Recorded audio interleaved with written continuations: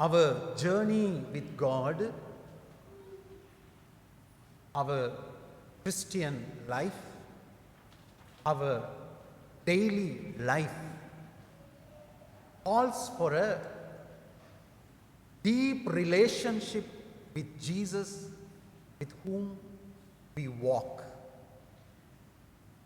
or whom we follow. This relationship that we build in our daily life with our family members, with my own father, mother, with my siblings, my brothers and sisters, and all others, including my friends, is much more than the relationship that we build. When you say my father or my mother, it's much more than, much beyond the biological relationship. The moment you say mother, you feel something different with you. You cannot separate yourself from the biological bond and also emotional bond that you have built from the childhood.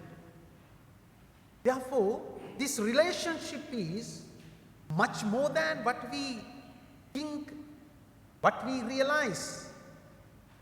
It has some deeper experience. You cannot simply explain. Therefore, when we walk with Jesus, when we live with Jesus, when we become his followers, Jesus calls for a deeper relationship with an experience, not simply following Jesus. And also, when we follow Jesus, Jesus calls us to set our minds on the things of God, not on the things of man, not on the things of this worldly appearance or worldly things. So, coming to today's readings, the 24th Sunday in Ordinary Time, look at the first reading taken from the book of Prophet Isaiah. And the prophet says, I may be put to shame, I may be rejected, I may be tortured, I may have to go through many hardships, many problems, but I have placed my trust in God, and he will help me. Total dependence of God. He's depending on God alone to say, I may go through these things in my life. People may reject me. People may strike at me. People even, they will kill me. But I depend on God. The help comes. Therefore, when I set my mind on the things of God, I am not bothered of these worldly things, worldly suffering, worldly rejections. Because God does not reject me. God does not leave me alone, because he is with me. This morning, my dear brothers and sisters in Christ Jesus, God calls for a relationship of this nature, that always depend on God, that he is there to help us. God will not put us into a shameful situation. God will not allow us to be destroyed by our enemies, because we are with God. In a relationship with God is always gives us a new experience. But having faith alone is not enough. In today's second reading, St. James clearly tells us, your faith will have to be shown in actions. You cannot say that I have faith in God, I love God, and then you neglect or reject your own brothers and sisters. Therefore, in practical life, I need to show that I belong to God I love God, I follow Jesus. At the same time, I need to serve my poor brothers and sisters. And in today's gospel, Jesus is walking with his disciples. Now, Jesus is quite familiar among the people, very famous among the people, because he was preaching, healing the sick, feeding the people, and walking on the sea. So people saw that this Jesus is something different. And people have recognized something new in Jesus. And Jesus maybe wanted a feedback. And he is asking his disciples, who do people say that I am? And people have clearly understood who Jesus is. And the response that comes from the disciples, you see. Or they say, you are the John the Baptist who was killed by king. Now he has come back to life. So people look at Jesus as John the Baptist. And some say you are Elijah, Prophet Elijah, an important prophet. And some say you are one of the prophets.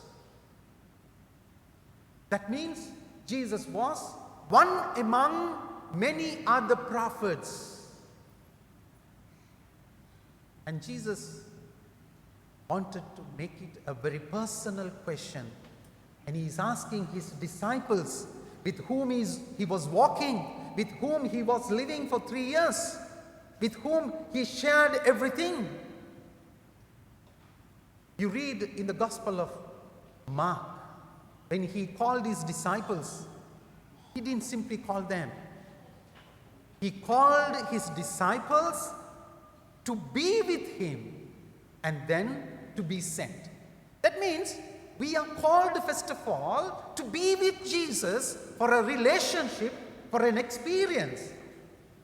Then only when we remain with Jesus, when we are with Jesus, we will have that deeper relationship.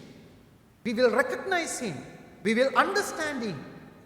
We will experience him. So Jesus is asking, who do you say that I am? And Peter tells, you are the Christ.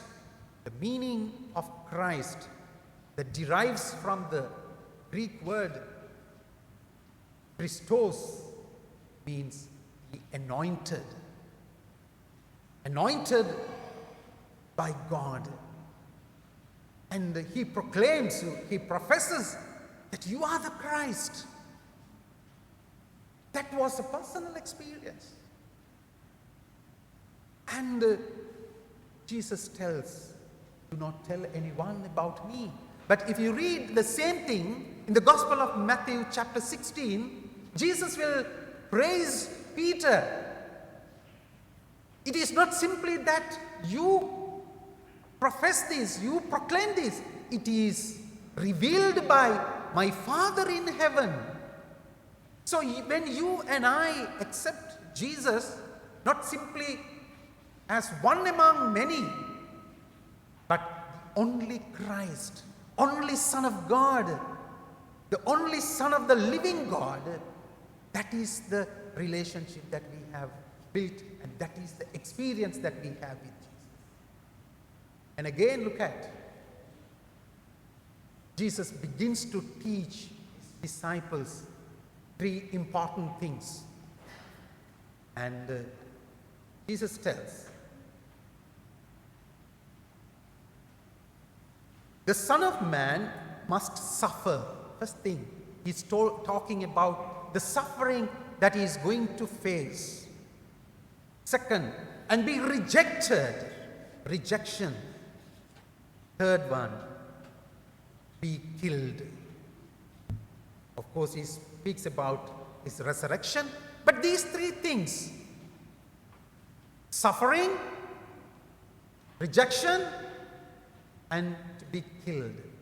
This disturbed the mind of the disciples, especially Peter. Peter is taking Jesus to a side and he got angry and he was telling, Lord, this should not happen. How can you suffer? How can you be rejected? How can you be killed? We are following you. We have left everything and we have come before you. How can we see you suffering? How can we see you rejected? How can we see you killed? Sometimes we need Jesus who performs only miracles. The disciples were very happy to see their master was performing miracles, giving life to the dead people, raising the dead, changing water into wine, feeding 5,000, 4,000, healing the sick. But the main purpose of Jesus coming into this world is not for that, to give us life through his death and resurrection. So the disciples were very badly disturbed, and Peter scolded Jesus, and Jesus tells Peter, "Get behind me, Satan. You are not thinking on the things of God.